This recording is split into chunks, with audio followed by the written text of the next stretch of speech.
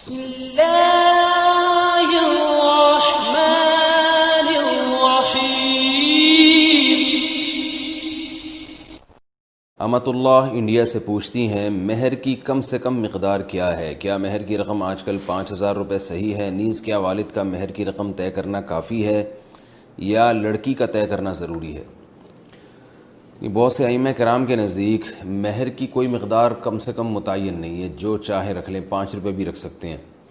لیکن حنفیہ کے نزدیک مہر کی کم سے کم مقدار متعین ہے، اس سے کم آپ مہر کے طور پہ نہیں رکھ سکتے، اور دلیل اس کی قرآن مجید کی آیت ہے قد علمنا ما فرضنا علیہم فی ازواجہم وما ملکت ایمانہم، کہ اللہ تعالیٰ فرماتے ہیں ہمیں معلوم ہے کہ ہم نے مومنین پر ان کی بیویوں کے بارے میں کیا ان پر لازم قرار دیا ہے۔ آگے ارشاد فرمائے لکی لا یکون علیک حرج، تاکہ اے نبی آپ پر حرج نہ ہو، یعنی اللہ تعالیٰ نے نبی کو تو آسانی دی ہے کہ وامرأۃ مؤمنۃ ان وہبت نفسہا للنبی، کہ کوئی بھی عورت بغیر مہر کے آپ صلی اللہ علیہ وسلم سے نکاح کرنا چاہے تو کر سکتی ہے، لیکن یہ عامۃ المومنین کے لیے اس کی اجازت نہیں ہے۔ تو اس سے پتہ چلتا ہے کہ عامۃ المومنین کو مہر کی کچھ نہ کچھ مقدار دینی پڑے گی۔ اب مال کی کچھ مقدار ایسی ہوتی ہے جو نہ ہونے کے برابر ہوتی ہے، جیسے یہ کوئی بھی 1 روپیہ اٹھا کے دے دے آج کسی کو، 2 روپے دے دے، تو یہ جو قرآن مجید کی آیت ہے ما فرضنا علیہم، کہ ہم نے جو کچھ ان پر فرض کیا ہے مہر کے معاملے میں ہمیں معلوم ہے، تو اس سے معلوم ہوتا ہے کچھ نہ کچھ مقدار بہرحال فرض ہے، لیکن قرآن و سنت نے اس کو واضح طور پر بیان نہیں کیا۔ تو ایسی آیات کو مجمل کہا جاتا ہے، اور مجمل کا حکم، یعنی مجمل کا مطلب اس کو اللہ نے یہ تو بیان کر دی کہ کچھ مقدار فرض ہے، اور ظاہر ہے یہ عورت کی عزت کے لیے، تاکہ مرد کی جیب سے کچھ پیسہ نکلے گا تو اسے قدر ہوگی، تو وہ بہت معمولی سی اگر رقم مرد پہ لازم قرار دے دی جائے، جس کو عرف میں رقم ہی نہیں کہا جاتا، جیسے میں نے اس کی مثال دی ہے 5 روپے 2 روپے، کوئی بھی ایک پین اٹھا کے دے دے، تو ظاہر ہے یہ وہ جو شریعت نے جو مہر جس حکمت سے لازم کی ہے وہ حکمت بالکل فوت ہو جاتی ہے۔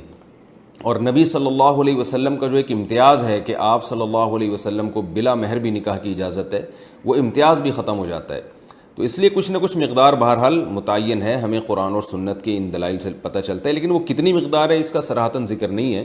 اور ایک اصول ہے کہ یعمل بالدلیل الضعیف عند انعدام ما فوقه من الدلیل، کہ جب ہمارے پاس کوئی مضبوط دلیل نہ ہو کسی چیز کو متعین کرنے کے لیے، تو پھر ایسی صورت میں کمزور دلیل کا بھی سہارا لیا جا سکتا ہے۔ تو بعض روایات سے پتہ چلتا ہے کہ لا مہر لاقل من 10 دراہم، کہ 10 درہم سے کم میں مہر نہیں ہوتا، اگرچہ اس روایت کی سند پہ کلام ہے، لیکن سوال یہ پیدا ہوتا ہے کہ اگر اس روایت پر آپ عمل نہیں کرتے تو پھر آپ اپنی طرف سے جو متعین کرو گے مہر، وہ تو کچھ بھی نہیں ہوگا، یعنی تو قیاس سے بہرحال بہتر ہے، اور ہوائی باتوں سے بہرحال بہتر ہے کہ کوئی نہ کوئی روایت کا سہارا لیا جائے۔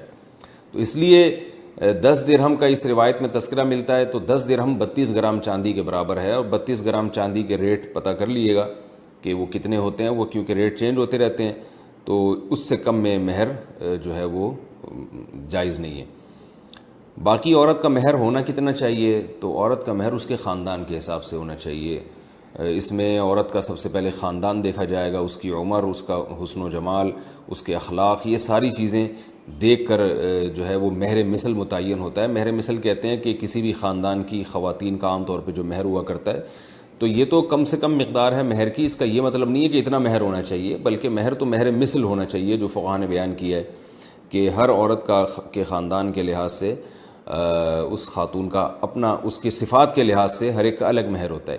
آج کل تو مہر بالکل ہی ختم ہو گیا، وجہ اس کی یہی ہے کہ جو میں چیختا رہتا ہوں کہ معاشرے میں عورت کی قدر و قیمت ختم ہو رہی ہے، معاشرے میں ایک بیوی کا رواج ہے، اور آپ نے ایک اصول پڑھا ہوگا سپلائی اور ڈیمانڈ کا، کہ جس چیز کی سپلائی زیادہ ہو، ڈیمانڈ کم، اس کی ویلیو گر جاتی ہے۔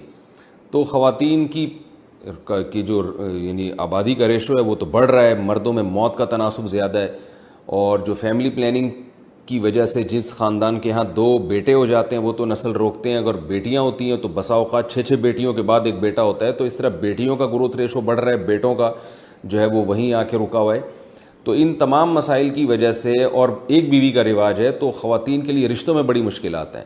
تو میں تو خود چونکہ نکاح پڑھاتا ہوں، بہت کثرت سے میرے پاس جو ہے وہ نکاح کے لیے درخواستیں آتی ہیں، تو میں دیکھ رہا ہوں کہ اچھے اچھے خاندان کی لڑکیوں کا مہر بہت تھوڑا رکھا جا رہا ہے، اور ظاہر ہے وہ لڑکی والے مجبور ہیں، وہ کہتے ہیں یار اچھا رشتہ ملے اب کیا کرنا ہے ہم نے، تو جہیز تو لیا جا رہا ہے کئی لاکھ روپے کا، اور مہر جس کی شریعت میں ایک ویلیو ہے اور جو اللہ نے خاص طور پر خواتین کے لیے ایک حق رکھا ہے، وہ اتنا کم ہو گیا ہے کہ یعنی میں لوگوں سے کہتا ہوں یار کم از کم اپنی 1-2 مہینے کی تنخواہ تو لگاؤ نکاح پہ، یعنی بیوی کو مہر دینے کے لیے، وہ ان کی 1-2 مہینے کی تنخواہ بھی نہیں ہوتی۔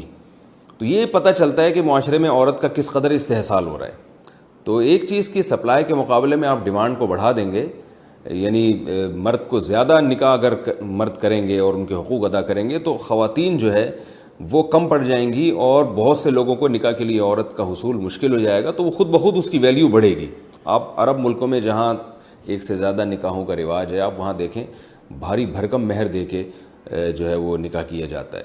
تو وہ بھی غلط ہے کہ بہت زیادہ مہر کا مطالبہ کرنا جس سے نکاح کے رواج میں کمی ہونا شروع ہو جائے، یہ بھی غلط ہے۔ لیکن یہ بھی ٹھیک نہیں ہے جو آج کل معاشرے میں ہو رہا ہے، 5-5 10 ہزار روپے مہر رکھا جا رہا ہے، اور جو ہے وہ جبکہ مرد کی تنخواہ اچھی خاصی ہوتی ہے، تو ایسے ہی جیسے ایک یعنی، اور پھر مہر کا ایک بڑا مقصد یہ بھی ہوتا ہے کہ مرد کے لیے طلاق دینا آسان نہ ہو۔ اب آپ بتائیں 10,000 15,000 روپے مہر رکھا تو اس کے لیے چھوڑنا تو بہت آسان بات ہے، جب مہر زیادہ ہوتا ہے تو مرد کے لیے چھوڑنا بھی مشکل ہوتا ہے، کیونکہ طلاق کی صورت میں بہرحال مہر وہ تو اس کی ادائیگی یعنی لازم ہو جاتی ہے فوراً۔ ویسے تو مہر کی ادائیگی پہلے بھی لازم ہے، لیکن طلاق کے بعد تو یعنی فوراً یعنی اس کی ادائیگی ضروری ہو جاتی ہے۔ تو اس لیے اس جو ہے ہمارے معاشرے میں جو یہ رواج ہے نا، اس کو ختم کرنا چاہیے۔ باقی انہوں نے پوچھا ہے کہ والد کا مہر کی رقم طے کرنا کافی ہے یا لڑکی کا طے کرنا ضروری ہے؟ تو مہر کیونکہ عورت کا حق ہے تو اصل میں تو عورت ہی کی رضا دیکھی جائے گی، لیکن عام طور پر لڑکی کے جو والد ہیں وہ طے کر لیتے ہیں، اور بیٹیاں اس پہ خوش ہوتی ہیں کیونکہ والد پر اعتماد ہوتا ہے کہ انہوں نے ہمارے مفاد میں ہی سوچا ہوگا، تو اس لیے باپ بھی طے کر لے اور لڑکی اس پہ راضی ہو تو بھی ٹھیک ہے۔ ڈرائی کلین سے کپڑے پاک، یہ ہو گیا تھا۔ گوشت پکاتے وقت ہڈی سے خون نکلنا، یہ مسز وقاص لاہور سے پوچھتی ہیں جب ہم گوشت پکا رہے ہوتے ہیں تو کبھی ہڈیوں سے خون نکلنے لگتا ہے اور وہ خون ہانڈی کے اندر ہی چلا جاتا ہے، کیا اس سے کھانے کے حلال حرام ہونے میں کوئی فرق پڑتا ہے یا نہیں؟ دیکھیے قرآن مجید نے جو خون کو نجس قرار دیا تو دم مسفوح کو، او دم مسفوحا او فسقا اہل لغیر اللہ بھی، کہ وہ خون جو بہتا ہوا ہو، تو جب جانور کو ذبح کیا جاتا ہے اس وقت جو خون نکل رہا ہوتا ہے، بہہ رہا ہوتا ہے، وہ خون حرام ہے، ناجائز ہے، ناپاک ہے۔ گوشت یا ہڈی کے ساتھ جو خون لگا رہ جاتا ہے وہ پاک ہے۔ تو لہذا جب جانور حلال ہو گیا، آپ گوشت گھر میں لے کر آئے، ہڈیاں لے کر آئے یا گوشت جو بھی آپ خرید کے لائے، تو اس میں اگر بلڈ نکل رہا ہے تو وہ جائز ہے، اس میں کوئی گناہ نہیں ہے۔ مہوش مسعود راولپنڈی سے پوچھتی ہیں ناخن کتنے بڑھا سکتے ہیں؟ مجھے ایک عالمہ نے کہا ہے کہ آپ جتنے لمبے چاہے ناخن بڑھا سکتی ہیں اور اس پر پالش بھی لگا سکتی ہیں، مگر شرط یہ ہے کہ آپ وضو اور غسل میں ناخنوں کے اندر پانی پہنچا سکیں۔ کیا یہ بات صحیح ہے؟ بالکل بھی صحیح نہیں ہے۔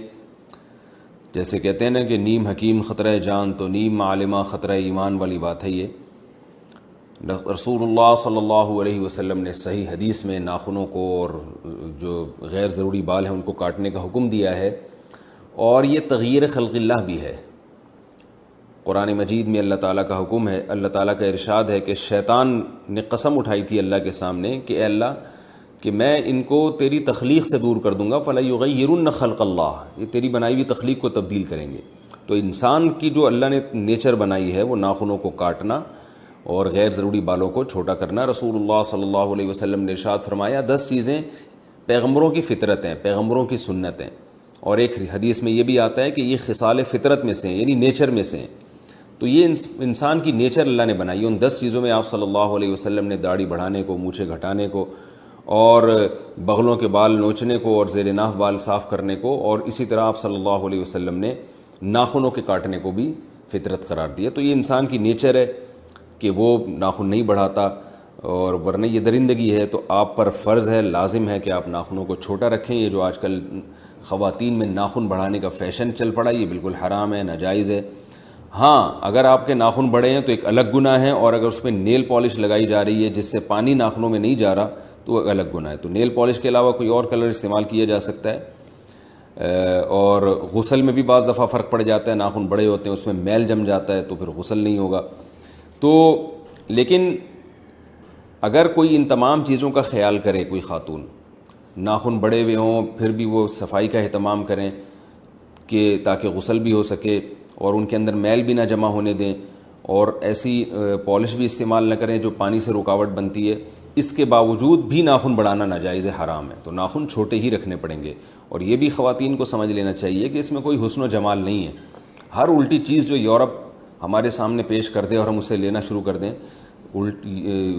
یہ کوئی عقل مندی کا کام نہیں ہوتا۔ اللہ تعالیٰ نے ناخنوں کے کاٹنے میں ہی خوبصورتی رکھی ہے، اور میں حیران ہوتا ہوں بڑے بڑے ناخنیں کھا کیسے رہے ہیں آپ، کیسے یعنی لیپ ٹاپ پہ بٹنوں کا استعمال کیسے ہوتا ہے۔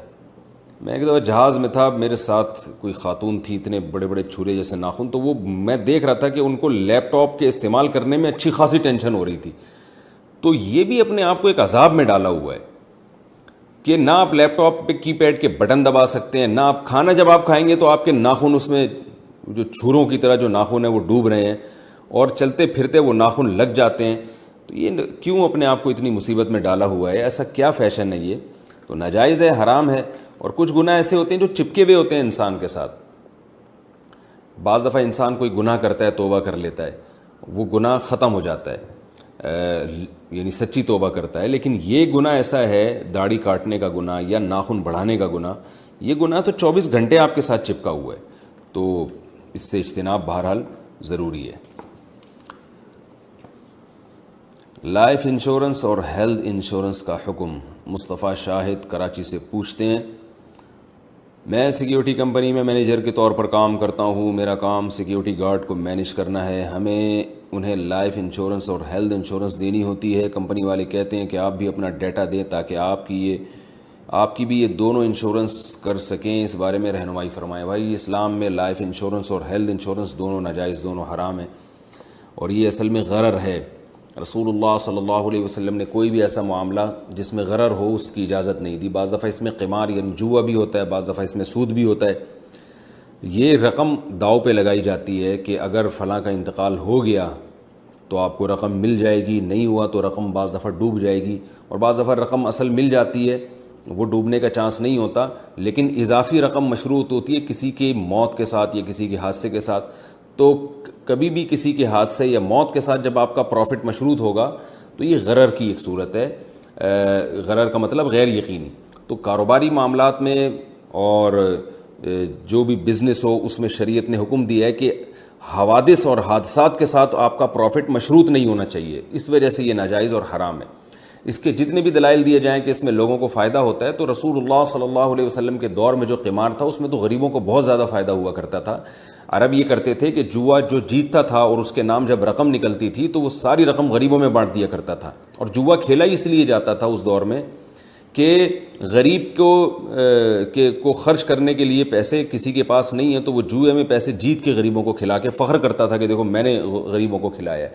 تو اس کے تو بڑے فائدے تھے، لیکن اسلام نے اس کو حرام قرار دیا کہ غریب کو اگر آپ نے کھلانا ہے تو آپ تمیز سے بزنس کریں جیسے ساری دنیا کرتی ہے بزنس، اور اس طرح کے حوادث کے ساتھ اپنے پروفٹ کو مشروط نہ کریں کہ یہ چیز نکل آئی یا یہ تیر نکل آیا میرے نام سے تو یہ پیسے میں جیت گیا۔ یا انشورنس میں بھی یہی ہوتا ہے کہ حادثہ ہو گیا تو آپ کو پیسے ملیں گے، حادثہ نہیں ہوا تو پیسے نہیں ملیں گے۔ آپ یہ کہہ سکتے ہیں کہ اس میں تو تعاون ہے، جس کے ساتھ حادثہ ہو رہا ہے اس کے ساتھ تعاون ہے، تو تعاون کے لیے اس طرح سے بزنس یہ جائز نہیں ہے۔ تعاون کا طریقہ یہ ہونا چاہیے کہ بہت سے لوگ ایک کمیونٹی بنائیں اور اس کمیونٹی میں پیسے جمع کروائیں، جس کو ضرورت پڑتی ہے اس کے ساتھ ان پیسوں سے تعاون کیا جائے، جیسے بہت ساری کمیونٹی نے بنائے ہوئے ہیں۔ یہ تو ایک انشورنس تو ایک باقاعدہ بزنس ہے۔ میں بھی اس کے دلائل کی تفصیل میں زیادہ نہیں جاؤں گا، یہ تو بہت لمبا کلپ ہو جائے گا، اس پر علماء نے بہت کچھ لکھا ہے۔ یہ صرف میرا بتانے کا مقصد یہ ہے کہ انشورنس اور کے جواز پہ جو دلائل دیے جاتے ہیں تو علماء ان دلائل سے غافل نہیں ہیں، علماء کو پتہ ہے وہ کیا دلائل دیے جاتے ہیں، لیکن وہ سب غلط دلائل ہیں۔ تو اسلام نے جو باہمی تعاون کا طریقہ بیان کیا ہے، یا آپ خود سے بھی کوئی طریقہ ایجاد کر سکتے ہیں، اس طریقے میں یہ ضروری ہے کہ وہ قمار سے، سود سے اور غرر سے پاک ہو. تو ان 3 چیزوں سے پاک ہونا اس کا ضروری ہے.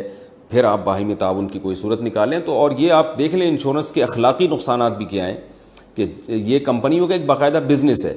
اس کے اخلاقی نقصانات یہ ہیں کہ لائف انشورنس میں خاص طور پر کمپنیاں، یعنی اس میں تعاون کا تو کوئی صورت بنتی نہیں ہے.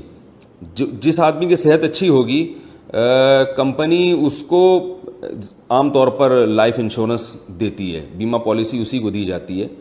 اور جو بیچارہ محتاج ہوتا ہے، یعنی اس بات کے لائق ہوتا ہے کہ اس کے ساتھ تعاون کیا جائے، وہ اس کے مرنے کا چانس ہے، ان کے ساتھ یہ بیمہ پالیسی والا معاملہ نہیں ہوتا. تو یہ میں تعاون بھی نہیں ہے. یہ سب جانتے ہیں کہ ایک بزنس ہے. اور تو بزنس کے بارے میں شریعت کا اصول یہ ہے کہ وہ بزنس کے اصولوں پر ہونا چاہیے. مشارکت ہو، مضاربت ہو، یا جو بھی بزنس کے اور دیگر طریقے علماء بیان کرتے ہیں، ان طریقوں میں سے کسی ایک طریقہ پر فٹ بیٹھ رہا ہو. سیونگ اکاؤنٹ اور یہ بعد میں کتا پالنے کا حکم. کاشف اتر پردیش سے، یو پی سے پوچھتے ہیں. میرا اخپل وطن بھی یو پی ہے، ویسے تو پاکستان ہے لیکن والدین ہمارے وہیں سے آئے تھے. کیا کتا پالنا صغیرہ گناہ ہے یا کبیرہ گناہ؟ کیا کتا پالنے پر آدمی جہنم کا مستحق ہو جاتا ہے؟ رسول اللہ صلی اللہ علیہ وسلم نے ارشاد فرمایا، جس نے کتا پالا روزانہ 1 قیرات اس کا اجر کم ہوتا ہے. یعنی 1 قیرات پہاڑ کے برابر ہوتا ہے، اور بہت تیزی سے اس کی نیکیاں ختم ہو رہی ہوتی ہیں. البتہ ضرورت کے لیے نبی صلی اللہ علیہ وسلم نے کتا پالنے کی اجازت دی ہے. شکار کے لیے آپ پال سکتے ہیں یا گھر میں حفاظت کے لیے آپ پال سکتے ہیں، بلا وجہ کتا آپ نہیں پال سکتے. ایک بڑے عالم کا واقعہ میں اکثر بیان میں سناتا ہوں. وہ کہتے ہیں میں ایئرپورٹ پہ تھا تو کتا تھا، تو میں نے تھوڑا سا اس کو پیچھے کیا تو ایک انگریز نے مجھے تانا دیا. گورے تو آپ کو پتہ ہے کتے لے کے گھر میں بھی چلے جاتے ہیں، کتے ان کے بستروں پہ ان کے ساتھ سو جاتے ہیں. تو کہتے ہیں وہ انگریز نے ان عالم پر اعتراض کیا کہ اتنا پیارا جانور ہے اور آپ اس کو پرے کر رہے ہیں اور نفرت کرتے ہیں. تو انہوں نے کہا کہ بھائی ہم کتے سے نفرت نہیں کرتے، نفرت کسی جانور سے نہیں کرتے، لیکن ہم اتنی محبت بھی نہیں کرتے کہ اس کو فیملی ممبر بنا لیں. گھروں میں ہمارے بچے ہمارے ساتھ رہتے ہیں، ان کے ہاں تو اولادیں ہی نہیں ہو رہی، نسلیں ہی ختم ہو رہی ہیں، تو وہ پھر کتے اور بلی پال کے دل بہلاتے ہیں. تو ٹھیک ہے کتا بہت پیارا جانور ہے، بڑی محبت کرتا ہے، لیکن پہلے انسان ہے. تو بچوں کو پالیں اپنے گھروں میں، نسل مت روکیں اپنی. اور میں نے اب آپ یوٹیوب پہ ویڈیوز دیکھ سکتے ہیں، بندر پالے ہوئے ہیں بہت سے گوروں نے. تو آپ اندازہ لگاؤ کہ کیا ہو گیا ہے کہ بچہ پالتے ہوئے تکلیف ہو رہی ہے اور بندروں کو، بلیوں کو پالا جا رہا ہے. ٹینشن تو بلیوں اور بندروں میں بھی ہوتی ہے پالنے میں. تو اور یہ بچہ تو مستقبل میں آپ کے بہت کام آئے گا اور یہ آپ کا والی وارث بنے گا. تو انسانوں کو پالنے پر زیادہ فوکس کیا کریں. اپنے بچے نہیں ہیں، عیدی سینٹر سے بچے اٹھا کے لے آئیں، غریبوں کے بچے، ان کو پال لیا کریں. جو وہ غریب جو نالائق ہوتے ہیں اپنے بچوں کو پھینک کے چلے جاتے ہیں، تو ان غریبوں کی بات کر رہا ہوں. ورنہ بہت سارے غربا بھی اپنے بچوں کو پالتے ہیں. ہمیشہ سے امیر لوگ بھی پالتے رہے ہیں، غریب بھی پالتے رہے ہیں. یہ تو اب ایک ٹینشن لوگوں نے کھڑی کر دی ہے. تو بہرحال اولادوں کو پالیں آپ. رسول اللہ صلی اللہ علیہ وسلم نے بلا ضرورت کتا پالنے کو ناجائز قرار دی، اور یہ بھی فرمایا کہ اس میں فرشتے نہیں آتے رحمت کے. کتا اور تصویر جس گھر میں ہوگی. کیا گھر میں نیٹ لگوانے سے گناہ ہوگا؟ نفیس احمد ہری پور سے پوچھتے ہیں. ایک آدمی گھر میں نیٹ لگواتا ہے اور گھر کے دوسرے لوگ بھی وائی فائی کے ذریعے نیٹ استعمال کرتے ہیں. اگر وہ نیٹ کا غلط استعمال کریں تو کیا اس کا گناہ نیٹ لگوانے والے کو دیا جائے گا؟ بھائی اگر آپ کے گھر میں نیٹ کا صحیح استعمال بھی ہے اور ضرورت ہے تو آپ نیٹ لگوا سکتے ہیں.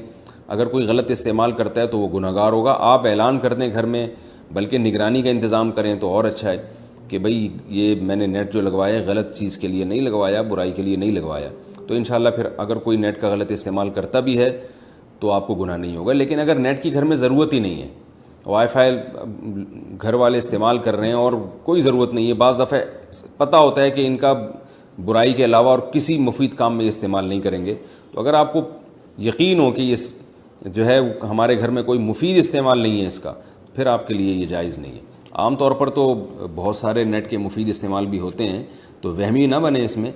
لیکن یہ کہ بچے اگر خراب ہو رہے ہیں اور وہ آپ دیکھ رہے ہیں ان کو، یا گھر والے خراب ہو رہے ہیں اور وہ فائدے کے کاموں کے بجائے بری چیزوں میں زیادہ استعمال کر رہے ہیں تو آپ کو پھر بند کر دینا چاہیے نیٹ۔ سنت یا نفل توڑنے پر قضا کا حکم۔ جاسم نور جلالی پشاور سے پوچھتے ہیں، ایک تو پشاور سے بھی ہیں اوپر سے جلالی بھی ہیں، ماشاءاللہ بھائی، تو ڈبل جلال ہے۔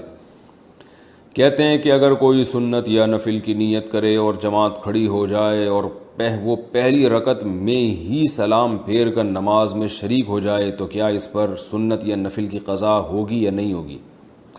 دیکھیے، سنت یا نفل نماز شروع میں تو واجب نہیں ہوتی، لیکن جب آپ شروع کر لیں تو پھر اس کی تکمیل لازم ہے۔ پھر اگر آپ درمیان میں توڑیں گے کسی بھی عذر سے تو بعد میں اس کو پڑھنا پڑے گا۔ یعنی نفل نماز یا کوئی بھی نفل عبادت وہ شروع میں تو لازم نہیں ہوتی، لیکن جب آپ نے شروع کر لی، کوئی بھی عبادت نہیں یعنی نفل نماز، جب آپ نے شروع کر لی تو اس کی تکمیل آپ پر واجب ہو جائے گی، کیونکہ یہ بھی ایک قسم کی نظر ہے، منت ہے۔ منت زبان سے بھی ہوتی ہے، عمل سے بھی ہوتی ہے۔ قرآن مجید میں اللہ کا ارشاد ہے وَأَتِمُّ الْحَجَّ وَالْعُمْرَةَ لِلَّهِ، حج اور عمرے کو اللہ کے لیے مکمل کرو۔ تو دیکھیں، حج تو چلیں پہلے سے فرض ہے، لیکن عمرہ تو فرض نہیں ہے، لیکن آپ نہیں کرتے عمرہ کوئی حرج نہیں ہے، لیکن جب آپ نے شروع کر لیا تو اللہ کہتے ہیں پھر اس کی تکمیل تمہیں کرنی پڑے گی۔ اسی طرح قرآن میں دوسری جگہ آتا ہے لَا تُبْطِلُوا أَعْمَالَكُمْ، اے ایمان والو اپنے عمل کو ضائع مت کرو۔ تو عمل آپ نے شروع ہی نہیں کیا تو کوئی بات نہیں ہے، لیکن جب آپ نے شروع کر لیا تو اس کو ضائع کرنے کی اجازت نہیں ہے۔ اسی وجہ سے ہم یہ کہتے ہیں کہ اگر کسی نے نفل روزہ نہیں رکھا تو کوئی گناہ نہیں ہے، لیکن رکھ کے اگر اس نے توڑ دیا تو اب اس کی قضا کرنا واجب ہو جائے گا، اسی دلائل کی وجہ سے کہ قرآن میں اللہ نے عمل کو ضائع کرنے سے منع کیا ہے۔ ایک عمل جب شروع کر لیا تو اس کی تکمیل آپ پر لازم ہے، اگر آپ تکمیل نہیں کریں گے تو دوبارہ سے اس کو کرنا پڑے گا آپ کو۔ کیا والدین کی قبر پر جنازہ پڑھ سکتے ہیں؟ مطیع اللہ ممبئی سے پوچھتے ہیں کسی کے والدین کا انتقال ہو جائے اور وہ جنازے میں نہ پہنچ سکے تو کیا 1-2 دن کے بعد والدین کی قبر پر جا کر نماز جنازہ پڑھ سکتا ہے؟ دیکھیے، رسول اللہ صلی اللہ علیہ وسلم سے جنازے میں تکرار ثابت نہیں ہے، نہ ہی صحابہ کرام سے۔ ایک ہی دفعہ میت کا جنازہ ہوتا تھا، اس کے بعد دوبارہ نہیں ہوتا تھا۔ اسی وجہ سے فقہاء نے بیان کیا کہ میت کی نماز جنازہ میں تکرار جائز نہیں ہے، اس کو دوبارہ پڑھنا جائز نہیں ہے، ایک دفعہ ہوگی۔ البتہ ایک صورت کو مستثنیٰ کیا ہے کہ میت کا جو ولی ہے، جو بھی اس کا سب سے قریبی ہے، تو اس کی اجازت کے بغیر اگر کس نے اس کی پرمیشن کے بغیر نماز جنازہ پڑھا دی تو پھر وہ دوبارہ پڑھا سکتا ہے۔ لیکن یہ جو صورتحال آج کل ہوتی ہے کہ باہر ہیں اور دو دن کے بعد جنازے میں پہنچ رہے ہوتے ہیں، تو ظاہر ہے جنازے میں اتنی تاخیر تو جائز ہی نہیں ہے، تو ولی کو روکنے کی یہاں اجازت ہی نہیں ہے کہ وہ 2 دن تک اپنے لیے جنازہ رکوا دے۔ تو ایسی صورت میں اگر کوئی بعد میں پہنچا ہے تو وہ قبر پہ جنازہ نہیں پڑھ سکتا۔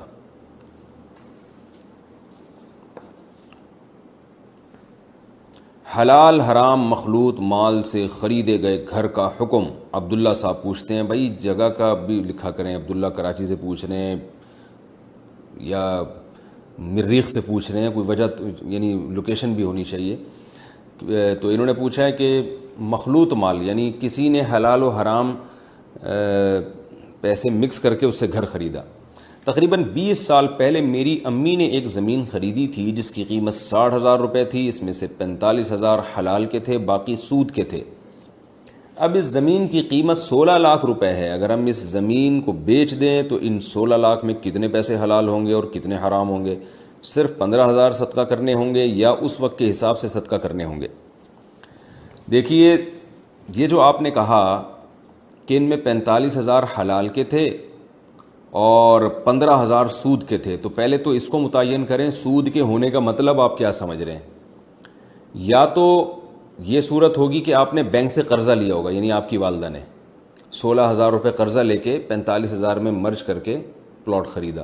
تو جب آپ بینک سے قرضہ لیتے ہیں، یہ قرضہ لینے کا عمل تو حرام ہے، کیونکہ سودی قرضہ لینا حرام ہے، گناہ ہے، لیکن وہ رقم حرام نہیں ہوتی، تو اس کو یہ نہیں کہا جائے گا کہ حلال اور حرام رقم ملا کے پلاٹ خریدا ہے یا مکان خریدا ہے، یہ نہیں کہا جائے گا، بلکہ یہی کہا جائے گا حلال پیسوں سے خریدا ہے، لیکن بینک سے جو ایگریمنٹ کیا ہے وہ حرام کیا ہے۔ سود لینا بھی گناہ، سود دینا بھی گناہ، سودی ایگریمنٹ کرنا، سود پہ گواہ بننا، یہ سب حرام ناجائز ہے، تو وہ رقم حرام نہیں ہو جاتی، تو اس پلاٹ کو یا اس گھر کو حرام نہیں کہا جائے گا۔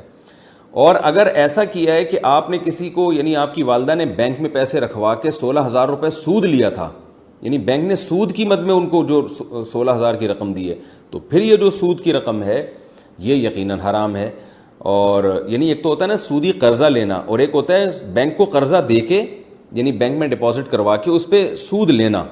تو یہ جو حرام رقم وہ ہوگی جو بطور سود کے آپ وصول کریں گے. تو اس حرام رقم سے اگر والدہ نے پلاٹ خریدا ہے تو پھر اس میں 45,000 اور 15,000 میں جو ریشو ہے اس ریشو کے حساب سے آپ نے کی والدہ نے جو پلاٹ خریدا وہ اس میں وہ حرام رقم شامل ہو گئی. جب حرام رقم حلال سے ملا کے کوئی چیز خریدی جاتی ہے تو وہ کیونکہ مکس ہو چکی ہے تو اس میں شریعت کا حکم یہ ہے کہ اس پلاٹ کی تو آپ کی والدہ مالک بن گئی، اور جتنے پرسنٹ اس میں حرام شامل ہوا ہے اتنے پرسنٹ کی جو قیمت ہے ان کے اوپر صدقہ کرنا واجب ہو گئی. تو اس پلاٹ کی جتنی قیمت بڑھے گی وہ پرسنٹیج اسی حساب سے بڑھ جائے گی، یعنی پرسنٹیج کے حساب سے رقم کی مقدار اسی حساب سے بڑھ جائے گی، پرسنٹیج تو وہی رہے گی.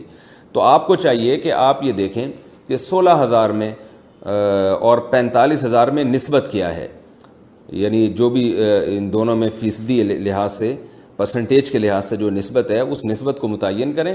اور اب والدہ کو آپ یہ کہیں کہ جو 16,000 اور 45,000 میں جو ریشو ہے اس ریشو کے حساب سے وہ رقم اپنے اوپر واجب کر لیں کہ میں نے اتنی رقم صدقہ کرنی ہے، تو یہ پلاٹ کا استعمال ان کے لیے جائز ہو جائے گا. یعنی اگر یہ پلاٹ ڈبل ہو گیا، یعنی یہ اس پلاٹ کی قیمت ڈبل ہو گئی ہے تو 16 دونی 32,000 روپے ان کے اوپر صدقہ کرنا واجب ہوگا. اگر یہ 4 گنا بڑھ گئی ہے تو 32 کا دگنا ہوتا ہے 64,000 روپے، تو 64,000 روپے ان پر صدقہ کرنا واجب ہو جائے گا. اور جب یہ التزام کر لیں اپنے اوپر صدقہ کرنے کا کہ یہ 64,000 میں نے صدقہ کرنے اور تھوڑا تھوڑا صدقہ کرنا اس کو شروع کر دیں، یکمش کر لیں تو اور اچھی بات ہے. تو اس پلاٹ کا یہ اس گھر کا استعمال ان کے لیے جائز ہو جائے گا. اور توبہ استغفار بھی بہرحال لازم ہے کہ ایک ناجائز پیسوں کو استعمال کیوں کیا. آئینے کے سامنے نماز پڑھنا.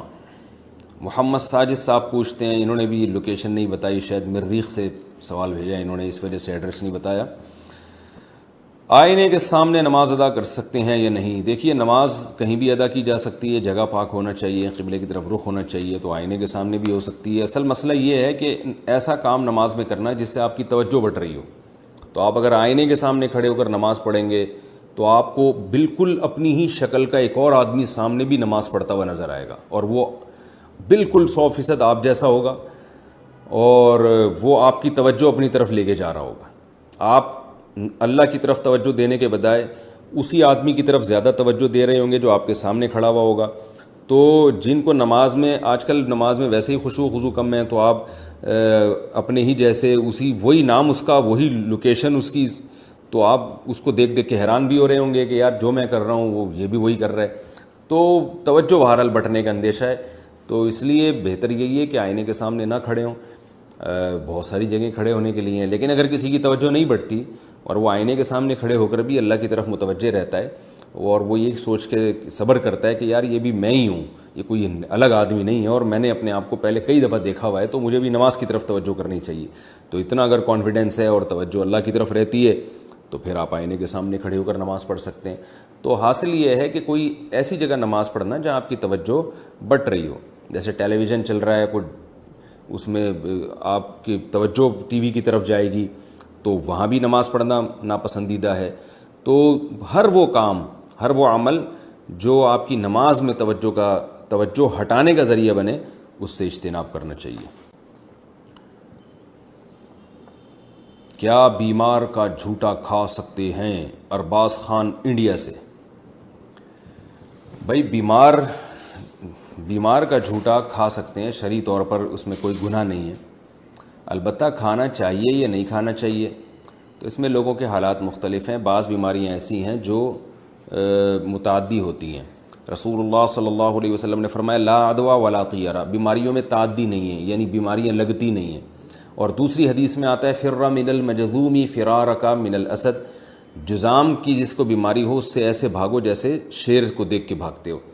تو ایک حدیث سے میں پتہ چلتا ہے کہ بیماری نہیں لگتی، دوسری حدیث سے آپ نے بیمار سے احتیاط کا حکم دیا. تو علماء نے دونوں حدیثوں کو بیان کیا، جمع کیا کہ بیماری نہیں لگتی کا مطلب یہ نہیں کہ نہیں لگتی، بلکہ یہ کہ جو عرب یہ سمجھا کرتے تھے یا جاہلوں میں یہ مشہور ہے کہ بیمار کے ساتھ جب بھی بیٹھیں گے تو لازمی لگے گی، ایسا نہیں ہے، بلکہ یہ اللہ کے ارادے اور مشیت پر ہے.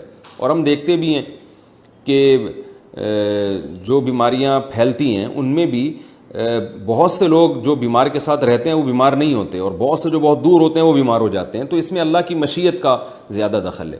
تو اس میں اعتدال والی رائے اختیار کرنی چاہیے. بہت زیادہ وہمی بن جانا، یعنی حدیث کا حاصل میں بیان کر رہا ہوں کہ علماء نے دونوں حدیثوں کو جمع کر کے بیان کیا کہ بہت زیادہ وہمی بن جانا بھی ٹھیک نہیں ہے اور بالکل بے احتیاط ہو جانا بھی ٹھیک نہیں ہے. تو اور بیمار کو بھی تھوڑا سا اس میں احتیاط کرنی چاہیے. جیسے کہ رسول اللہ صلی اللہ علیہ وسلم نے ارشاد فرمایا کہ جس علاقے میں طاعون پھیل جائے وہاں مت جاؤ، تو آپ نے احتیاط کا حکم دیا، لیکن وہاں سے بھاگنے کی بھی اجازت نہیں دی آپ نے. جو پہلے سے وہاں موجود ہے وہ بھاگے نہیں وہاں سے. تو اعتدال والی راہ اور اللہ پہ توکل والی راہ یہی ہے کہ آپ اس میں اعتدال کی راہ اختیار کریں. اور بیمار کے جھوٹے سے اگر بیماری لگنے کا اندیشہ ہے تو جھوٹا پینے کی ضرورت کیا ہے؟ تو یعنی بیمار کے ساتھ ہمیں یہ جو طاعون والی حدیث ہے نا، جس میں آتا ہے کہ اس علاقے میں بھی نہ جاؤ، تو لیکن وہاں ہو تو بھاگو بھی نہیں. تو بیمار کے جو اعزاء و اقارب ہیں جو اس کی تیمارداری کے لیے وہاں رہتے ہیں وہ تو رہیں، وہ بھاگے نہیں وہاں سے. بلا وجہ جا کے ایسے مریض سے آپ گلے مل رہے ہو اور اس کا جھوٹا پی رہے ہو، یہ نہیں کرنا چاہیے کیونکہ اس کی ضرورت نہیں ہے. تو اپنے آپ کو آزمائش میں ڈالیں بھی نہیں اور بیمار کو بھی آزمائش میں نہ ڈالیں کہ اس کو چھوڑ کے بھاگ جائیں کہ بھئی یہ ایسا نہ ہو اس کا کوئی جرثومہ مجھے آ کے لگ جائے. تو اعتدال کی راہ جو احادیث سے پتہ چلتی ہے وہ یہی ہے کہ جو اس کے قریبی رشتہ دار ہیں بیمار کے، وہ اس کی تیمارداری کریں احتیاط کے ساتھ، اسے چھوڑ کے نہ بھاگیں، لیکن دور دور کے لوگ آ کے بلا وجہ اس کا جھوٹا پینے اور اس کو گلے لگنے کی بھی کوشش نہ کریں. اور یہ بھی خوب اچھی طرح سمجھ لیں جو لگنے والی بیماریاں ہیں، تو چونکہ تھوڑا بہت ہمارا بھی ڈاکٹروں کے ساتھ اٹھنا بیٹھنا ہے، تو جو لگنے والی بیماریاں ہیں نا ان میں ہر بیماری کے لگنے کا الگ ہی انداز ہوتا ہے. بعض بیماریاں بلڈ کے ذریعے لگتی ہیں، اس میں آپ مریض کا جتنا مرضی جھوٹا پئیں آپ کو کوئی نقصان نہیں ہوگا. جیسے ہیپاٹائٹس ہے، اس میں مریض کا آپ جھوٹا پئیں، مریض سے گلے لگیں تو مصافحہ کریں، معانقہ کریں، ہیپاٹائٹس نہیں لگے گا. لیکن مریض کا بلڈ اگر آپ کے بلڈ سے ٹچ ہو گیا، آپ جیسے وہ استعمال شدہ بلیڈ کے ذریعے لگ جاتی ہے بیماری، کیونکہ بلیڈ میں بھی بلڈ جب وہ یہ جو ہیئر ڈریسر ہیں یہ ایک بلیڈ استعمال کرتے ہیں، وہی بلیڈ جب دوسرے مریض پر دوسرے شخص پہ استعمال کریں گے تو اس بلیڈ میں ظاہر ہے کچھ نہ کچھ جرمز چلے جاتے ہیں بلڈ کے ذریعے. تو بعض بیماریاں بلڈ کے ذریعے لگتی ہیں، وہ تھوک کے ذریعے نہیں لگتی. بعض بیماریاں تھوک کے ذریعے لگتی ہیں. تو اس میں ایسا نہ ہو کہ آپ اتنے وہمی بن جائیں کہ کوئی بھی مریض ہے، اچھا ہر بیماری لگتی بھی نہیں ہے، تو کوئی بھی مریض ہے آپ نے اس سے احتیاط کرنا شروع کر دی. تو ایسا نہیں ہے، یہ تحقیق کر لینی چاہیے ڈاکٹر سے کہ بھئی ہمارے پیشنٹ کو یہ بیماری ہے، تو ڈاکٹر صاحب آپ یہ بتا دیں اس بیماری کے لگنے کا اسٹائل کیا ہے، کس طرح سے لگتی ہے یہ. تو ڈاکٹر آپ کو بتا دیں گے بھئی یہ بلڈ کے ذریعے لگتی ہے، تو پھر خام خواہ میں آپ گھر چھوڑ کے بھاگ رہے ہیں اس کو دیکھ کے، تو یہ غلط ہے.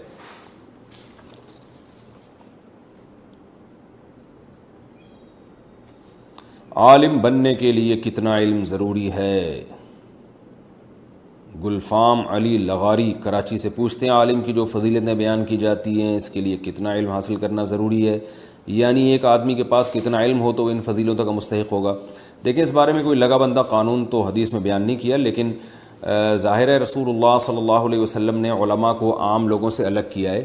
تو اتنا علم جس سے انسان عامی لوگوں سے ممتاز ہو جائے، تو میں سمجھتا ہوں کہ اتنا علم جب کوئی حاصل کرے گا تو وہ ان فضیلتوں کا مستحق ہو جائے گا جو حدیث میں علماء کے بارے میں وارد ہوئی ہیں. یعنی اتنا علم ہو کہ عام آدمی سے وہ ممتاز ہو جائے.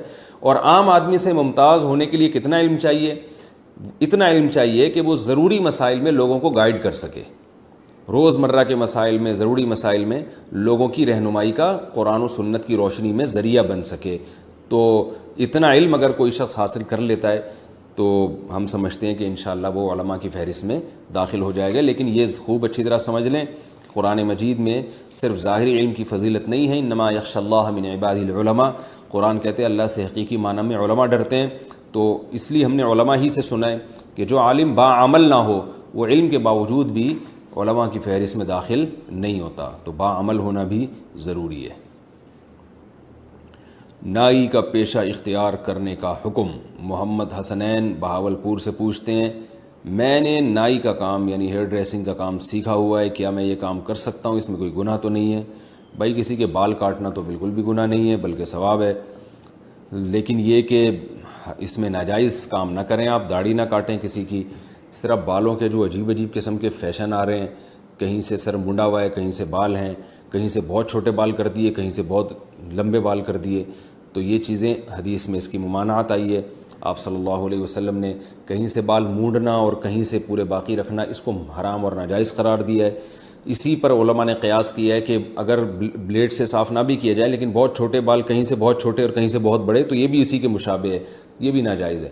تو اگر آپ ان چیزوں کا خیال کریں کہ ایسے فیشنیبل بال جس میں کہیں یعنی ایک سر کے بالوں میں ایک جیسے لڑکے کرتے ہیں بہت زیادہ پف نکال لی اور ادھر سے پوری ٹنڈ کرا دی، اس قسم کی اگر آپ عجیب عجیب چیزیں لوگوں کے سروں پہ نہیں بنائیں گے اور نارمل طریقے سے بال چھوٹے کریں گے تو جائز ہے یہ کام۔ اور اگر ان چیزوں کا خیال آپ نہیں کرتے تو پھر آپ کوئی اور کام کریں، انشاءاللہ اس میں آپ کو ثواب ملے گا، یہ کام پھر آپ نہ کریں۔ کیا نیاز کا کھانا جائز ہے؟ محرم یا محرم کے علاوہ ہمارے سنی بھائی جو نیاز کرتے ہیں اس کا کیا حکم ہے؟ کیا نیاز کا کھانا جائز ہے یا نہیں؟ پرویز علی نواب شاہ سے پوچھتے ہیں۔ بھائی یہ جو نیاز وغیرہ کے کھانے ہیں یہ تو رسول اللہ صلی اللہ علیہ وسلم اور صحابہ کرام سے ثابت نہیں ہے۔ قرآن مجید نے جو ہمیں حکم دیا ہے وَيُطْعِمُونَ الطَّعَامَ عَلَىٰ حُبِّهِ مِسْكِينًا وَيَتِيمًا وَأَسِيرًا، سورہ دہر میں کہ ہمارے جو نیک بنتے ہیں، نیک بندے وہ مسکینوں کو، غریبوں کو اور قیدیوں کو ہماری محبت میں کھانا کھلاتے ہیں۔ تو اس میں اللہ نے کوئی دن متعین نہیں کیا کہ 11 تاریخ کو ہو، فلانی تاریخ کو، پورے سال آپ جب چاہیں کسی بھی غریب کو کھانا کھلائیں، لوگوں کا خیال کریں، اللہ اس سے راضی ہوگا۔ وہ یہی صدقہ ہے جو اسلام میں ہے۔ اس کے علاوہ کوئی اور ٹیکنیکل قسم کے جو کھانے ہیں، ٹھیک ہے بعض لوگوں کے پاس اس کے دلائل ہوں گے لیکن ہمارے علم میں وہ دلائل ہمیں سمجھ میں نہیں آتے، علماء کی ایک بہت بڑی جماعت کو وہ دلائل سمجھ میں نہیں آتے۔ رسول اللہ صلی اللہ علیہ وسلم نے ارشاد فرمایا من احدث فی امرنا ھذا ما لیس منہ فہو رد، ہمارے دین میں کوئی ایسی چیز ایجاد کرے جو ہمارے دین میں سے نہیں تھی تو وہ رد ہے، وہ مردود ہے۔ ایک روایت میں مردود کا لفظ بھی آیا، اس کو چھوڑ دو۔ تو جس طرح صحابہ کرام غرباء اور مساکین کا خیال کیا کرتے تھے اسی طرح آپ بھی کر لیا کریں، الگ سے کوئی اسپیسیفک نام دے کر اور تاریخیں متعین کر کے اس طرح کے کھانوں کا انتظام نہ کریں، اور کوئی اگر کرتا ہے تو آپ اس میں شرکت نہ کریں، وہ کھانا نہ کھائیں۔ موبائل فون پر تلاوت کا حکم۔ اویس صاحب ممبئی سے پوچھتے ہیں کیا موبائل فون میں تلاوت کے لیے وضو کرنا ضروری ہے؟ کیا بغیر وضو کے موبائل فون پر تلاوت کر سکتے ہیں اور قرآن کو چھو سکتے ہیں یا نہیں؟ جی ہاں، موبائل فون پر قرآن کو چھو بھی سکتے ہیں، بغیر وضو کے تلاوت بھی کر سکتے ہیں۔ البتہ بعض علماء کی رائے یہ ہے کہ موبائل کے ڈسپلے پر جب قرآن ہوگا تو اس کو بغیر وضو نہیں چھو سکتے، اس پیج کو خاص طور پر۔ تو اگر کوئی احتیاط کر لے تو زیادہ بہتر ہے لیکن ہماری رائے کے مطابق، ہماری تحقیق کے مطابق اگر ڈسپلے پہ قرآن کا صفحہ کھلا ہوا ہے تو آپ اس پہ بغیر وضو ہاتھ لگا سکتے ہیں، احتیاط بہرحال بہتر ہے۔ ویسے بھی اس کو ڈسپلے پہ ہاتھ لگانے کی ضرورت پڑتی نہیں ہے، آپ موبائل کی اسکرین پہ قرآن کھول کے موبائل ہاتھ میں پکڑ کے اسکرین پہ ہاتھ ٹچ کیے بغیر بھی آپ اس کی تلاوت کر سکتے ہیں، لیکن بہرحال کوئی ٹچ کرنا چاہے ہاتھ تو ہماری رائے میں اس کے لیے گنجائش ہے۔ کیا نکاح اور ولیمہ، کیا ایک ہی دن میں نکاح اور ولیمہ ہو سکتے ہیں؟ حافظ عبد الرحمن انڈیا سے پوچھتے ہیں۔ بھائی ایک ہی دن میں نکاح اور ولیمہ ہو سکتا ہے لیکن ولیمہ سنت ہے رخصتی کے بعد۔ دلہن کو پہلے پارسل کر لیں، اپنے گھر لے جائیں، دلہن شوہر کے گھر آ جائے، شوہر کے کمرے میں آ جائے، اس کے بعد آپ پتلی گلی سے باہر بے شک نکل جائیں اور ولیمہ کر لیں۔ دلہن کے میاں صاحب کے گھر آئے بغیر، ان کے کمرے میں انٹری کے بغیر ولیمہ کرنا یہ سنت سے ثابت نہیں ہے، اس کو ولیمہ نہیں کہیں گے۔ تو اس لیے رخصتی کے بعد ہوتا ہے ولیمہ، رخصتی سے پہلے ولیمہ نہیں ہوتا۔ تو جس دن نکاح ہوا اسی ٹائم رخصتی ہو جائے تو اسی وقت نکاح کر لیں، اگلے دن ولیمہ کر لیں، اگلے دن رخصتی ہو رہی ہے تو اگلے دن ولیمہ کر لیں۔ اللہ اور اس کے رسول کے حوالے کہنے کا حکم۔ کیا کسی کو رخصت کرتے ہوئے یہ کہنا صحیح ہے اللہ اس کے رسول کے حوالے، یعنی میں تمہیں اللہ اس کے رسول کے حوالے کر رہا ہوں؟ یہ فیصل شہزاد صاحب اٹک سے پوچھتے ہیں۔ بھائی ایسا کہنا ٹھیک نہیں ہے، اللہ کے حوالے کیا جائے گا، رسول صلی اللہ علیہ وسلم کے حوالے یہ کہنا کہ میں تمہیں رسول کے حوالے کر رہا ہوں، اس میں شرک کی بو ہے، یعنی گویا آپ کا یہ نظریہ ہے کہ رسول اللہ صلی اللہ علیہ وسلم اپنی قبر اطہر میں بیٹھ کر، یعنی اپنی قبر اطہر میں ہو کر آپ صلی اللہ علیہ وسلم تمہاری گویا حفاظت کریں گے، تو یہ غلط ہے ایسا نظریہ رکھنا۔ اس لیے صرف یہ کہا کریں کہ میں تمہیں اللہ کے حوالے کر رہا ہوں۔ اور ویسے بھی آپ دیکھیں ہمیشہ سے مسلمانوں میں رہا ہے فی امان اللہ کہتے ہیں نا جاتے ہیں، فی امان اللہ، تمہیں اللہ کی امان میں دے رہا ہوں میں، تو فی امان اللہ ہی و رسول ہی کہنے کا تو ہم نے کہیں اس کا رواج نہیں ملتا۔ قبر کے کتبے پر کلمہ لکھنا، الیاس صاحب گوجرانوالے سے پوچھتے ہیں کیا قبر کے اوپر سلیب پر کلمہ لکھنا جائز ہے یا نہیں؟ جائز نہیں ہے۔ نہا رسول اللہ صلی اللہ علیہ وسلم نے کتابت القبور، آپ صلی اللہ علیہ وسلم نے قبروں پر لکھنے سے منع کیا ہے، کچھ بھی لکھنے سے منع کیا ہے۔ اور حضرت عثمان بن مظعون رضی اللہ عنہ والی روایت سے ہمیں پتہ چلتا ہے کہ نام لکھنے کی گنجائش ہے، وہ بھی افضل نہیں ہے لیکن گنجائش ہے، اگر کوئی صرف میت کا نام لکھنا چاہے، نہ لکھے تو وہ بھی بہتر ہے۔ تو کلمہ لکھنا تو اس لیے بھی ناجائز ہے کہ کچھ نام کے علاوہ یعنی نشانی کے علاوہ کچھ لکھنا تو نبی نے صراحتاً منع کیا، اور کلمہ اس لیے بھی کہ اس کی بے ادبی ہوتی ہے۔ قبرستان میں آپ نے دیکھا ہوگا کتے بھی گزر رہے ہیں اور لوگ بھی بعض دفعہ قبریں پھلانگ کے جا رہے ہیں، تو یقیناً اس میں کلمے کی بے حرمتی بھی ہے، تو اس لیے بھی جائز نہیں ہے۔ گانے بجانے والی شادی میں کھانا کھانا، علی شاہ کراچی سے پوچھتے ہیں جس شادی بیاہ میں گانے چلائے جاتے ہوں کیا وہاں کھانا کھانا جائز ہے؟ جبکہ آج کل ہر شادی بیاہ کا یہی حال ہے۔ ایسی مجلس جو گناہ کی محفل ہو اس میں بیٹھنا جائز نہیں ہے۔ اگر آپ بارات شادی میں گئے، بارات کا تو کھانا ویسے بھی ٹھیک نہیں ہے، اگر آپ کہیں ولیمے میں گئے اور گانے بجانے چل رہے ہیں اسی محفل میں تو آپ کو چاہیے پتلی گلی سے آپ نکل لیں، کھانا اپنے پیسوں سے کھا لیں۔ بارات کے کھانے کا حکم، میں نے سنا ہے کہ لڑکی کی شادی میں کھانا کھانا اور کھانا کھلانا دونوں حرام ہیں، کیا یہ بات درست ہے؟ حرام کا لفظ تو ذرا گاڑا لفظ استعمال کر لیا آپ نے۔ یہ ضرور ہے کہ بارات کی جو رسم ہے غیر شرعی ہے، اس پر میرا ایک پورا بیان ہے، آپ یوٹیوب پہ سرچ کر سکتے ہیں، بارات کا کھانا مفتی طارق مسعود، ایسے لکھ کے سرچ کریں گے پورا ایک تفصیلی بیان آئے گا کہ بارات کا کھانا کیوں غلط ہے اور کن صورتوں میں اس کی گنجائش ہے۔ بعض دفعہ لڑکی والے بارات نہیں کھلاتے تو رشتہ ہی ٹوٹنے کا خطرہ ہوتا ہے کہ لڑکے والے رشتہ توڑ دیتے ہیں، تو جب رشوت مجبوری میں اپنے حق کے وصولی کے لیے دینا جائز ہے تو ایسی مجبوری میں بارات کا کھانا کھلانا بھی جائز ہوگا، یہ سوچ کے کہ یہ ایک رشوت ہے جو ان کمبختوں کو، جو لڑکے والے ہیں نا کمبخت بھوکے جن کو زندگی میں کبھی کھانے کو نہیں ملا، ان کمبختوں کو خوش کرنے کے لیے آپ بارات کا کھانا کھلا رہے ہیں تاکہ یہ کمبخت رشتہ نہ توڑیں۔ لیکن یاد رکھو بارات کا کھانا یہ غیر شرعی رسم ہے۔ اسلام نے ہمیں بتا دیا ہے کہ نکاح کے موقع پر خرچہ صرف اور صرف مرد کا ہوگا، کہیں بھی عورت کا خرچہ نہیں ہوگا کسی بھی عنوان سے۔ نکاح میں مہر ہے وہ مرد کے ذمہ لازم ہے، نان نفقہ ہے وہ مرد کے ذمہ لازم ہے، نکاح کے موقع پر چھوارے تقسیم کرنا یہ افضل ہے، یہ مرد کے ذمہ ہے، اور اسی طرح نکاح کے بعد جو ہے وہ ولیمے کی سنت ہے وہ مرد کے ذمہ ہے۔ تو جتنے بھی نکاح کے موقع پہ خرچے شریعت نے ڈالیں مرد پہ ڈالیں، لڑکی یا لڑکی کے باپ پہ کوئی خرچہ نہیں۔ آج بھی آپ دیکھ لیں عرب کے تیل کے کنویں ہوتے ہیں، بڑے بڑے کروڑ پتی ہوتے ہیں، مگر بیٹی کی شادی پہ ایک چائے کی پیالی کا بھی خرچہ نہیں ہوتا۔ تو یہ ہمارے معاشرے میں جو ہندو لوگ ہیں ان سے ہمارے معاشرے میں آئی ہے بات۔ ہندو بھی بیان سنتے ہیں تو بھائی آپ کو معذرت، ایسی باتیں میں کر رہا ہوں، لیکن بہرحال کیونکہ ہندوؤں کا ایک کلچر رہا ہے تو ہم بہت عرصہ ہندوؤں کے ساتھ رہے ہیں تو کچھ چیزیں ہمارے اندر ہندوؤں میں آئی، ہندوؤں سے ٹرانسفر ہوئی ہیں مسلمانوں میں۔ تو یہ بارات کا کھانا اور یہ جہیز وہیز بھی وہیں سے آیا ہے، ورنہ اسلام میں نہ جہیز ہے نہ بارات ہے، اور ہمیں صحابہ اور آج بھی عرب میں بھی نہیں ملتا جہیز ہمیں، اور نہ بارات ملتی ہے۔ تو ہندوؤں میں یہ جہیز ہے اور بارات ہے، وہ ان کی پاس کوئی لاجک ہوگی اس کی، لیکن وہ اپنے مذہب پہ عمل کریں یا اپنی رسومات پہ عمل کریں۔ اب تو ان میں بھی بہت سے لوگ اس کے مخالفین پیدا ہو گئے ہیں جو جہیز کی مخالفت کر رہے ہیں۔ تو اسلام میں کوئی بھی خرچہ عورت پر نہیں ہے کہ وہ لڑکی ہے اس کے باپ پر نہیں ہے، تو سارے خرچے مرد کے ذمہ اللہ نے لگائے ہیں۔ تو یہ جو بارات کی رسم ہے یہ بھی غیر شرعی ہے۔ لوگ کہتے ہیں اتنے بارات آئے گی تو اس کو کھانا کھلائے بغیر بھیج دیں، وہ تو بھوکے چلے جائیں گے۔ تو بات یہ کہ اتنی بارات آئے گی کیوں، یعنی بلائیں گے کیوں آپ اتنے لوگوں کو؟ نکاح مجمع میں کرنا سنت ہے، نکاح کے لیے مجمع اکٹھا کرنے کی ہمیں نہیں ملتا کہ مجمع اکٹھا کرنے کی ضرورت ہی نہیں ہے۔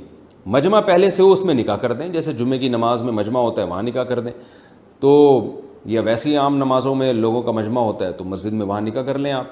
تو جو لڑکی کے قریبی رشتہ دار ہیں، جو ابا چاچا ماموں وغیرہ جو بہت ہی قریبی ہیں یا اس کی بہنیں وغیرہ، وہ آ جائیں اس میں شرکت کریں اور کھجور کھا کے چھوارے کھا کے پتلی گلی سے نکل جائیں۔ وہ وہاں دھرنا مار کے بیٹھنے کی ضرورت نہیں ہے۔ اور پھر جب دلہن کو رخصت کرنے کے لیے جو بھی لڑکے کی اماں بہنیں وغیررہ آئیں اس وقت تو بڑی محبت دکھا رہی ہوتی ہیں کہ ہائے ہماری جو ہے نا بھابھی اور ہماری بہو ماشاءاللہ کتنی چاند سی۔ بعد میں پھر انہوں نے جو ستانا ہوتا ہے وہ تو وہ جو جنہوں نے ستانے والی ہیں وہ سن رہی ہیں، معذرت کے ساتھ میں آپ کے علاوہ کی بات کر رہا ہوں۔ تو اس وقت تو بڑی محبتوں سے وہ آ رہی ہوتی ہیں, تو وہ جب محبت سے آئیں رخصتی کے لیے تو 5-6 افراد آ جائیں لڑکے کے گھر سے, تو اگر کھانے کا ٹائم ہو تو ان کو کھانا کھلا دیں, چائے کا ٹائم ہو تو چائے پلا دیں, پان گٹکے کا ٹائم ہو تو پان گٹکے پہ گزارا کریں, اور ان سے کہیں کہ اب پتلی گلی سے نکل جاؤ. تو یہ جو W11 بھر کے باراتوں کی جا رہی ہے نا, یہ خود غیر شرعی رسم ہے. تو دلہن کو اٹھانے کے لیے اتنی 4-4 5-5 بسوں کے آنے کی ضرورت نہیں ہے. ہاں پھر جتنے بھی لڑکی والے ہیں وہ کہہ دیں کہ بھئی اپنے تمام رشتہ داروں کو کہ بھئی آج تو کھانا نہیں ہے, ہم تو 4-5 گھر افراد جا رہے ہیں دلہن کو اٹھانے کے لیے, سوری یعنی اٹھانے کا مطلب یہ ہے کہ دلہن کو جو ہے لانے کے لیے, تو کھانا جو ہے وہ کل دولہا کے گھر پر ہوگا انشاءاللہ. یعنی لڑکی والے پوچھتے ہیں نا کہ کھانا کہاں گیا, وہ بارات کہاں ہے, تو آپ کہیں کہ وہ سب کل پہنچ جائیں وہاں ڈائریکٹ دولہا کے گھر, کیونکہ اس کو اللہ نے ایک نعمت دی ہے, دلہن یہاں سے وہاں جا رہی ہے, ان کے گھر میں ایک فرد کا اضافہ ہو رہا ہے. تو اسلام میں تو گھر میں فرد کا اضافہ ہو اس کو پسندیدہ سمجھا گیا ہے. تو اس خوشی میں کل ہمارا جو داماد ہے یا جو دولہا بھائی ہیں وہ انشاءاللہ سب کو کھانا کھلائیں گے. تو جو بھی پوچھے نا کہ کھانا کھائیں تو بولے کل پہنچ جاؤ, ان کو ایڈریس دے دیں اور پورا گوگل میپ پہ ان کو ایڈریس سمجھا دیں اچھی طریقے سے. تو یہ شریعت کے مزاج کے مطابق ہے. یہ جو باراتوں کے کھانے ہم نے لیے ہیں غیر مسلموں سے, اور اس کی وجہ سے لڑکی والوں کو بے پناہ نقصان ہو رہا ہے, تو خدا را اس رسم کو ختم کرنے کی کوشش کریں. میرے سامنے ایسے کئی واقعات ہیں. بوڑھا باپ آیا کہ میری 6 بیٹیاں ہیں اور جہیز تو کہہ رہے میں نے کر لیا, ایک بیٹی پہ میں اگر بارات کھلاتا ہوں, اچھا میں نے خود یعنی میں اس بزرگ کو جانتا تھا, تو انہوں نے کہا کہ میں نے گھر پہ فور سیل کا نوٹس لگا دیا ہے, یعنی گھر بیچنے پر آ گیا ہے وہ. تو کیا ضلالت ہے, کیا گمراہی ہے یہ کہ لوگ اپنی پراپرٹیاں بیچ کے بیٹیوں کی شادیاں کر رہے ہیں. ہم نبی صلی اللہ علیہ وسلم کی سیرت دیکھتے ہیں تو ایک دھیلا بھی خرچ نہیں ہوتا تھا. یہ جو حضرت فاطمہ کا جہیز تھا یہ حضرت علی سے پیسے لیے گئے تھے, اور کچھ چیزیں آپ صلی اللہ علیہ وسلم نے ان کو بنا کے دے دی. اور اگر کسی کا داماد مسکین ہو, غریب ہو, حضرت علی رضی اللہ تعالیٰ عنہ کے پاس تو پیسے ہی نہیں تھے, تو اگر بالفرض نبی صلی اللہ علیہ وسلم نے, ہم یہ فرض کر لیتے ہیں کہ اپنی بیٹی کو جہیز دیا ہے, تو آپ کا داماد اگر اتنا مسکین ہے کہ وہ گھر میں ایک برتن بھی نہیں خرید سکتا, تو ٹھیک ہے آپ پھر ایسے داماد کے ساتھ تعاون کریں. آج تو ایسے غریب کو بیٹی دی نہیں جاتی ہے. میں یہ کہہ رہا ہوں کہ اگر کوئی داماد بہت غریب ہے نا, تو پھر آپ داماد کے ساتھ تعاون کی نیت سے بچی کو جہیز دے دیں آپ. لیکن غریب ہے تو پھر اس کو بیٹی کون دے گا, جہیز تو بات کی چیز ہے. تو پیسے والا داماد ہے اور وہ خرید سکتا ہے ساری چیزیں, تو پھر آپ بولیں کہ بھائی تم خریدو یہ سب جہیز اور یہ سارے کھانے پلانے کا انتظام تم کرو. ہم دیکھتے ہیں نبی صلی اللہ علیہ وسلم نے اپنی 4 بیٹیوں کی شادی کی ہے, 3 میں تو کہیں بھی نہیں ہے جہیز کا. حضرت فاطمہ رضی اللہ تعالیٰ عنہ کے ساتھ جو تعاون تھا, تو بہت سے علماء کہتے ہیں وہ حضرت علی ہی سے ایڈوانس میں پیسے لیے گئے تھے, اور اگر نبی نے خود دیا تھا تو وہ حضرت علی کی غربت اور مسکنت کی وجہ سے, کہ بیٹی جا رہی ہے حضرت علی رضی اللہ تعالیٰ عنہ کے گھر میں اور حضرت علی کے پاس برتن بھی نہیں تھے, غربت تھی, قربانی تھی, ہجرت کر کے آئے تھے. تو ایسا اگر نیک شریف داماد کسی کو مل رہا ہو, اتنا ہجرت کرنے والا اور قربانی دینے والا, جس کی وجہ سے اس کے پاس پیسے نہ ہوں, تو پھر اگر آپ اپنی بیٹی کے ساتھ تعاون کریں تو